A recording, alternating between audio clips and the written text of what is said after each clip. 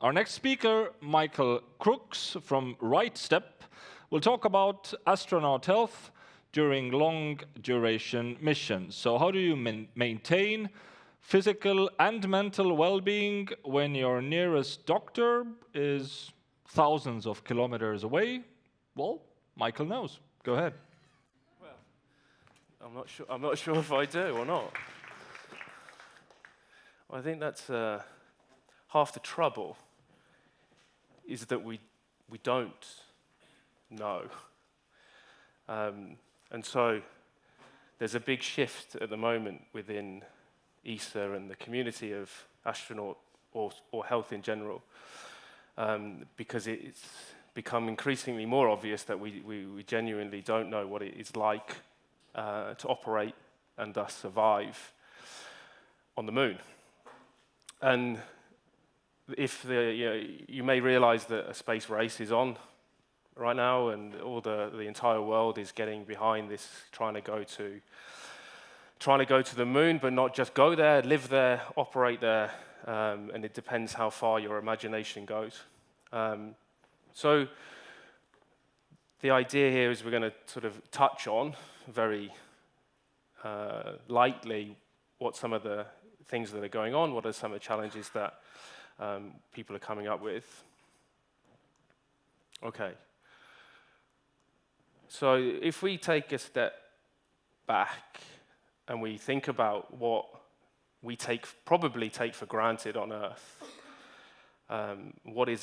if we asked each one of you separately what comes to mind when you think of healthcare, probably come up with something slightly different. And the funny thing is that healthcare, people might think of doctors, nurses, diagnosis. They might think of pills, pharmaceuticals, pain, surgeries, bunch of these things. But actually, if you look at it from the other direction, you've got facilities like facilities management, you've got systems that manage doctors' lists, you've got apps where you can get involved in Estonia, you've got eHealth, which is a digital software-based, rather good, I may say, solution. So during this, I'm going to challenge you to think about healthcare in a different way. Think about it from the perspective of cybersecurity, perhaps, from the development of software solutions, perhaps, from, dare I say it, robotics. So I've mentioned this global shift, and depending on who you're talking to, it's not about when we go, we're going to go.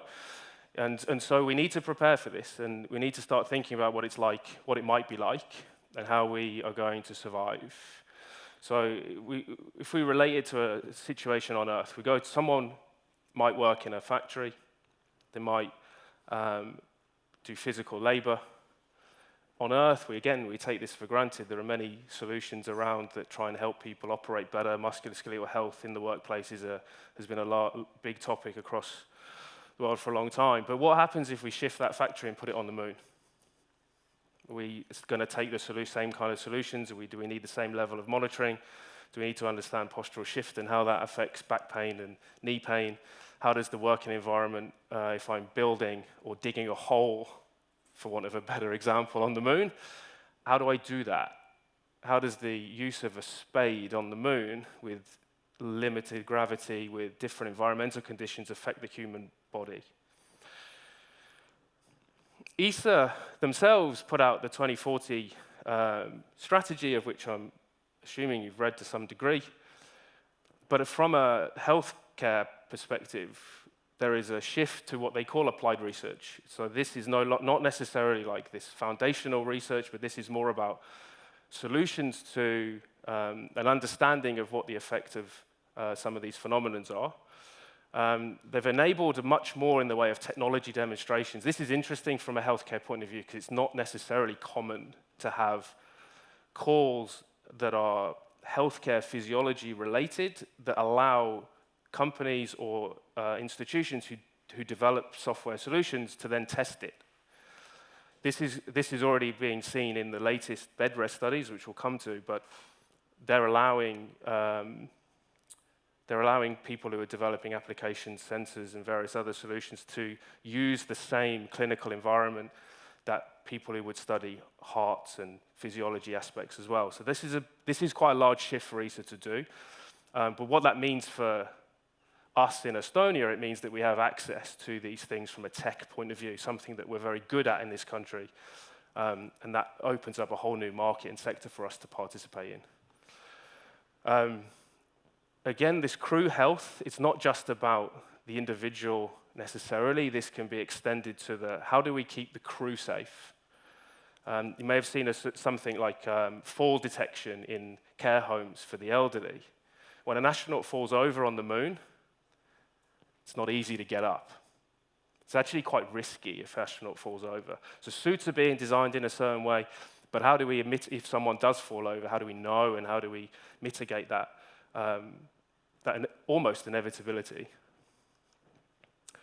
So this is just a piece of what will it take, and this is a horrible slide because it has so much words on it, but that's kind of not the point. The point is that we don't know much about what it's going to be like.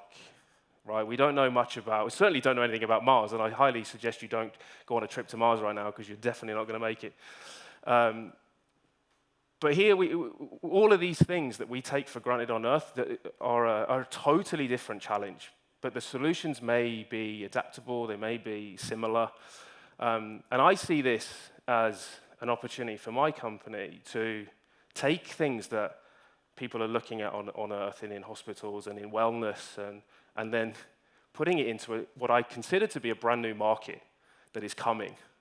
This market doesn't exist right now, but 5-10 years, we'll need solutions to look after the people on the moon. So I'm placing a bet, rightly or wrongly, that we will be the company that are delivering healthcare solutions on the moon, not GE Healthcare, not Philips, not Siemens, but RightStep Estonia.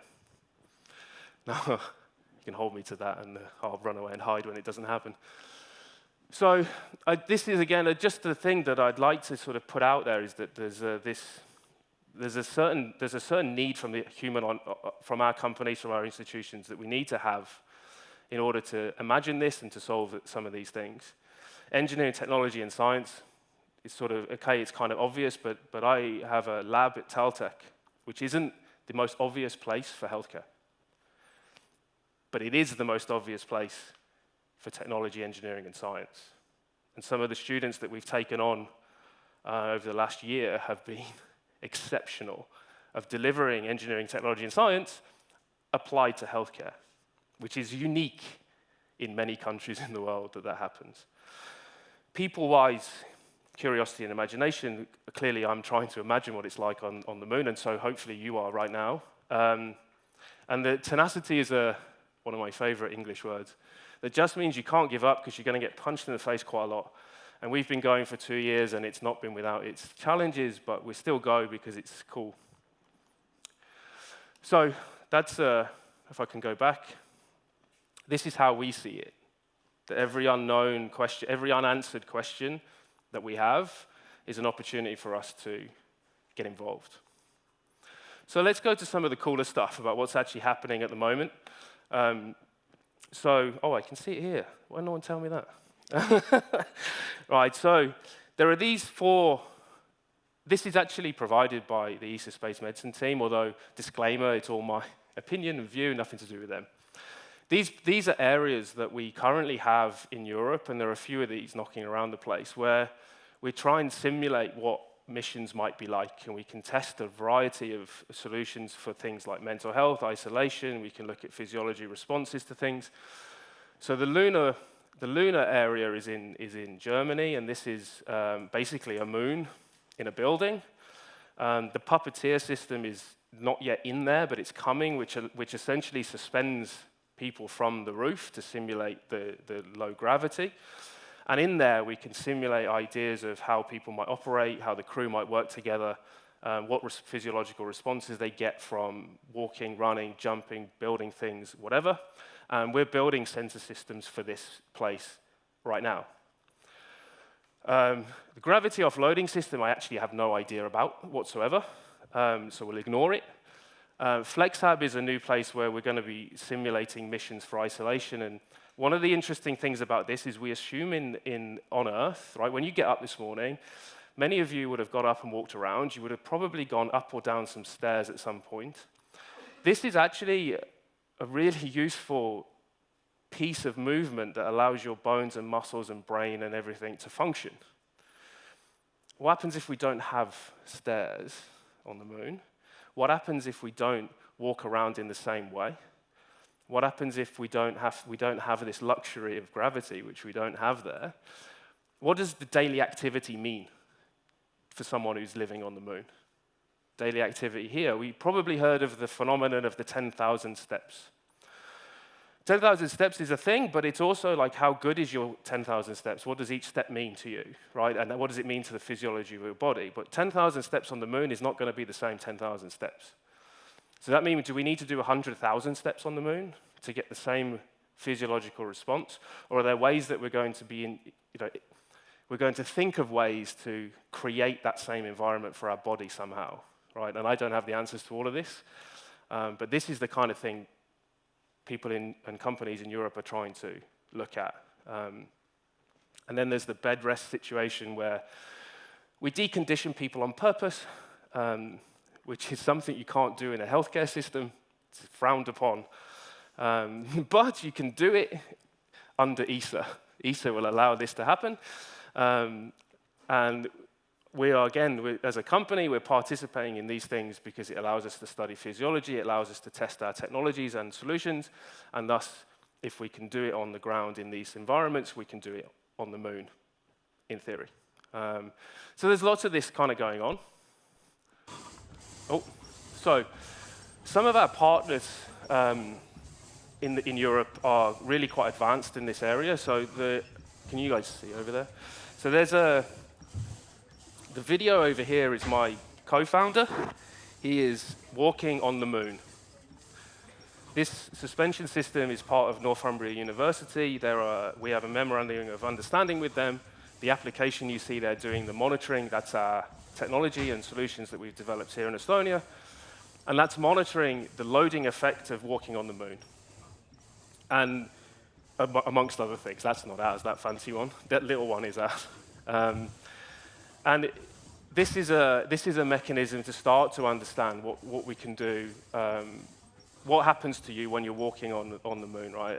And Marcus here was doing various speeds during this test, and each of those speeds has a different responsibility and a different effect on him. And he came off there and was sort of wobbling around.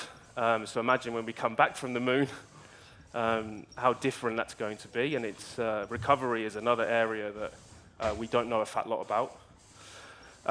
This is actually, this diagram or this bunch of dots. When you walk on Earth, it looks like, this graph would look like an L shape. And all the dots will be aligned to this L. But it's not on the moon. So this whole environment is changing us, and we have to adapt to this, and it's really quite difficult to do. So the infamous parabolic flight video that you will have seen more than likely 100 billion times. So what's one more? We took our technology onto parabolic flight. This allowed us to test a couple of things. One, does our technology work with no gravity, which it does. And secondly, can we detect differences between zero gravity and Earth? And we built a treadmill for this because, well, we had to. And we stuck it on a plane and we flew it around and ran in zero gravity, which was quite the experience. But these analogs are available, which is, I guess, part of the point here, is that we can use a lot of these things to build out our knowledge of healthcare. So this is what we did in 2024, and we have people that use our technology in this environment, so we don't necessarily go anymore, much to my business partner's disappointment. We have other people that go and use the technologies instead. Now, Luke Skywalker didn't go anywhere without R2-D2. Star Wars fans. BB-8's my daughter's favorite, she's 3. But again, like, is it inconceivable And I pose the question to you, is it inconceivable that when crew members go to the moon to live, operate, and work, that R2 won't go with them? Who's looking after the human while they're operating on the moon? Would you like to go to the moon and venture out onto the lunar surface and have nobody to look after you? I'd be terrified. But maybe not so much if R2 existed and was looking after my health vitals, was detecting if I fell over, was checking if the environment was suitable, was checking if the humidity levels were causing me to fatigue. But as a previous athlete, you don't give in, you must do the job. But 6 hours of digging a hole on the moon might cause me quite serious damage, and maybe R2 can keep me alive. And part of this is a concept, an idea, it's an imagination, of course it is. But there are technical challenges that exist in our sensor systems where R2 may come into play. And part of this is that you may think, being in Estonia, that healthcare is not for you. Doctors, I'm not a doctor. I'm not remotely medical, but I am a software engineer. And so if you're in robotics, or you're in cybersecurity, or you're in any of these other, what you might consider different pursuits, different sectors, in the healthcare world, we need all of you. Because we might need to build R2 sooner rather than later. And so I see healthcare as an outcome, not as a sector. I see all of the industries and all of the people that study at Taltech in the engineering science communities, that when we bring all of that together, we can solve a healthcare outcome. I don't see it as healthcare. I see it as keeping people alive on the moon and making our operation, whether it's mining or whatever the hell we're going to do up there. I see that as the outcome, not as the sector. And the ability of Estonia that I've seen in the short time I've been here, and the students that we've seen coming through, have technical competence that outweigh my situation that was in the UK. So I think as a country, we can make a big dent in this area. So the purpose of this partly is just to give you some idea of going, if you were in robotics, you might end up, or at least you could have the ability to apply this to the healthcare aspects of it. And finally, as much as going to the moon is cool, as much as being in the space sector is cool, we learn a lot from the pursuit of space. And so partly in our world, we are considering how to maintain bone health, how to maintain skeletal integrity when in low orbit, when on the moon, et cetera, et cetera. But this has huge implications for the Earth population. 1 in 3 women suffer from osteoporosis, so 1 in 5 men. Osteoarthritis in the UK is 200,000 knee replacements that could be avoided if we knew better how to manage our skeletal integrity, and thus space offers us that ability to do that, right? And as strange as it may seem, I mentioned the bed rest studies before, where we decondition people on purpose. Space and the health side of space is far more accessible than Earth healthcare. Let that sink in for a second. It's easier to conduct health-related experimentation in space than it is on Earth in a hospital. And so I'll leave you with that. Thank you very much. Questions, if there are any, or if we have time. Thank you. Maybe I'm not so happy I didn't want to become an astronaut when I was a child. It's okay not to become an astronaut. It's okay to stay on Earth as well. Yeah, Doctors are more close by, medical services nearby. Any questions? Oh, go ahead. Mm-hmm. Yeah.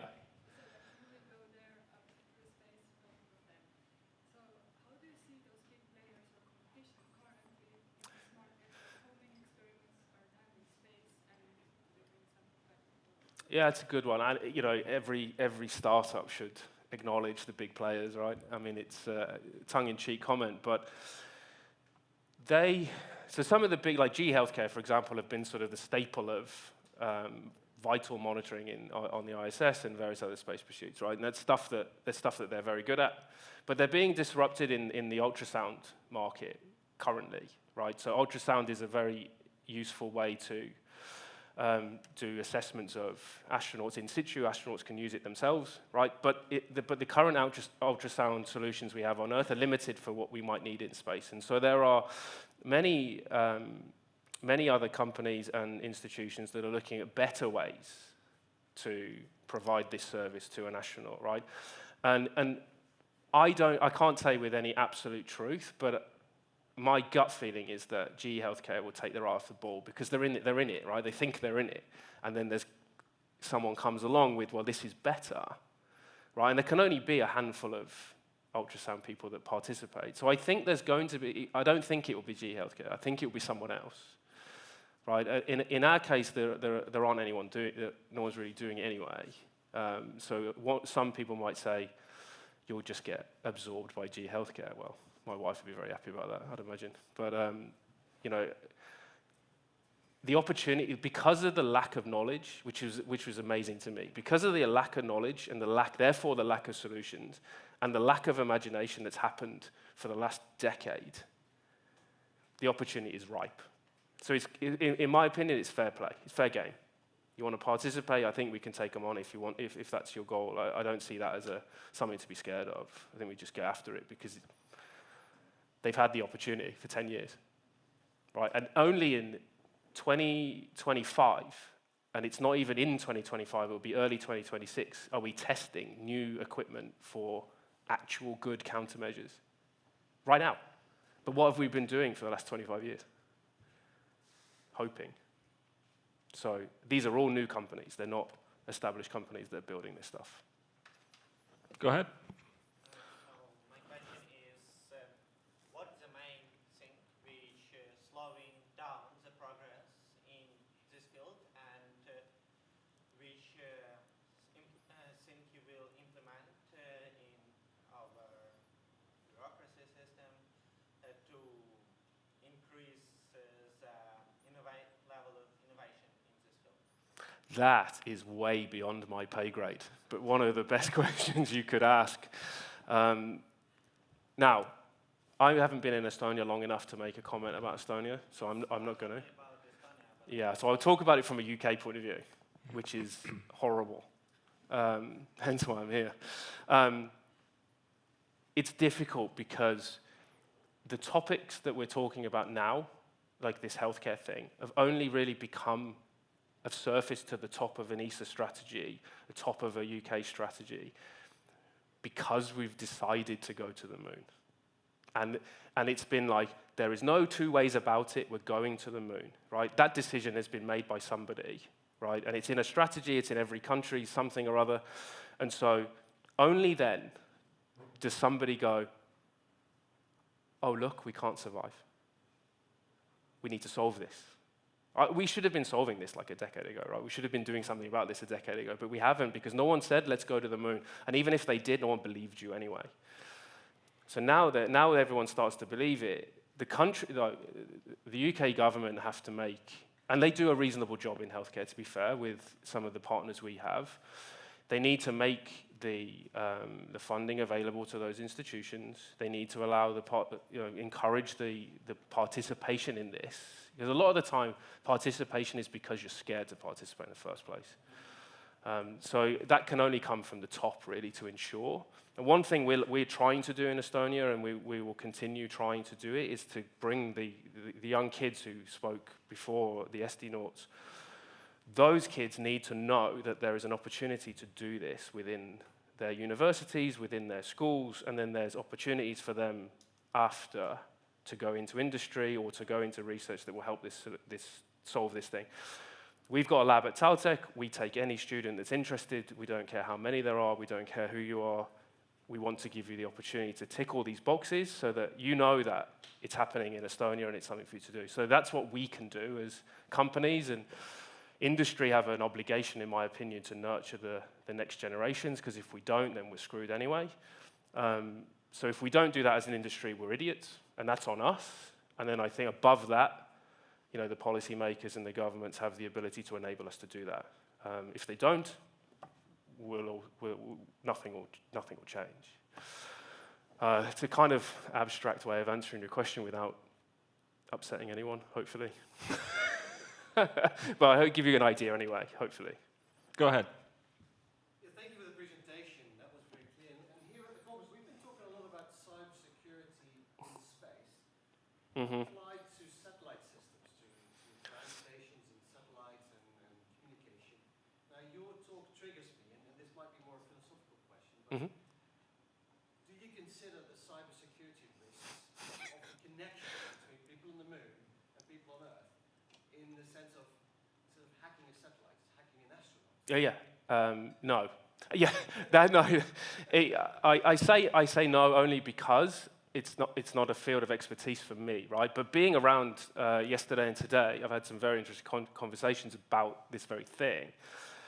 Now, the real answer to your question is absolutely, right? Especially life support systems. If people are going out with life support systems and it becomes a militarized area, and yeah, that could be exceptionally dangerous. R2's disappeared, but in that same concept, if we're having like other systems, whether it's robots or otherwise, looking after our astronauts in terms of health data and whatever, these robots are now an attack surface, right? And those robots need all the skills of, I don't know why I'm pointing over there, could be here too, that they all need the same conversations that we're having this week about how do you protect the communication, how do you protect the attack surface. So the long-winded answer to that is absolutely, it's a thing. And that's partly what I wanted to get across here, so I'm pleased you asked the question, is that, as I said, healthcare is an outcome. The rest of us, the rest of the technologies and the people and the solutions coming together to do that, cybersecurity is at the centerpiece of that as well, absolutely, yeah. Pleasure. Good question, that. Go ahead. I have a more philosophical question about the moon. Because Oh dear God. we have, Go ahead. we have the understanding how human body behaves on Earth and Yeah. understanding to some extent in low Earth orbit, so in microgravity. But moon is somewhere in the middle. Correct. Closer to microgravity than Earth, but still. Has there been any kind of discussions? Would there be something different or fundamentally different between these two bodies that we know right now? Yeah. Because if you go to moon, it's not 0G, so your body would behave differently than in 0G. Yeah, absolutely. And so on. It's actually, you may say it's philosophical. It is to some degree, but it's very practical actually, because that's the video of walking in lunar gravity. The primary goal of that study is to identify the difference in the way that gravity affects our ambulation, right? So I walk like this on Earth, and I walk a bit funny, granted. But when I then enter into the moon, it took my colleague like a good 10, 15 minutes before they could do data collection, because he was like, what the heck is this? Like the timing's different, the impact's different, and therefore all of that signal when you put your foot on the ground in lunar gravity, the brain's all confused. So he has like the adaptability of this. That's what part of all these ground facilities are for. That's what we're trying to understand, is how does that affect you? Can you operate and move the same way? The answer is no, but to what degree? Because it's not really possible to simulate lunar gravity for your heart, for example. Well, yeah, Sort of way. of course. Like, I think you answered your own question there, but yeah. how do you know that your system, like this treadmill that you develop, is actually useful for moon? We don't. So for Yeah, we don't. Absolutely, we don't. And I think the treadmill was a sort of byproduct. It was a thing we needed for 0G, right? But the thing we're really testing is walking and running and jumping. What's the difference, and how does that affect the skeletal signals that we get, right? Do we get enough? Do we not get enough? Like these bungee cords we had provided anywhere between 70 and 110% body weight. So when you have 110% body weight, you've got extra loading that you wouldn't have on Earth. When you've got 70, which is what they use on the International Space Station, it's pointless. You can run at 70% body weight and your bone just doesn't care. This is what the latest studies have shown, and recovery is similar. So running at 70% on the ISS, which is what they do now, has very little effect on the bone system. So we need to change that whole idea of running on the moon. It could be jumping. And some of the equipment that they're developing now, I'm not particularly familiar with Pilates, but those Pilates machines that are horizontal, right? So companies have built spring-loaded machines, right, to simulate jumping horizontally. And they do that because of vibrations in the space station, which cost €1 billion to put into the space station. So jumping horizontally is very good for the skeletal system. However, imagine if that was the only activity you could do on the moon, that you had to jump every day for 365 days of the year. I'd go insane. I mean, I hate exercise anyway, but I would struggle with jumping for 365 days. So where does the mental health come in? Where does the variation come in? Where does the stimulus come in?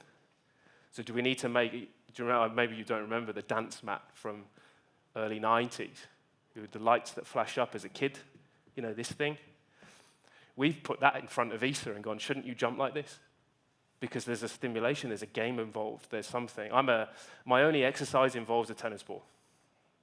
If there's no ball, I can't do exercise. My brain doesn't let me.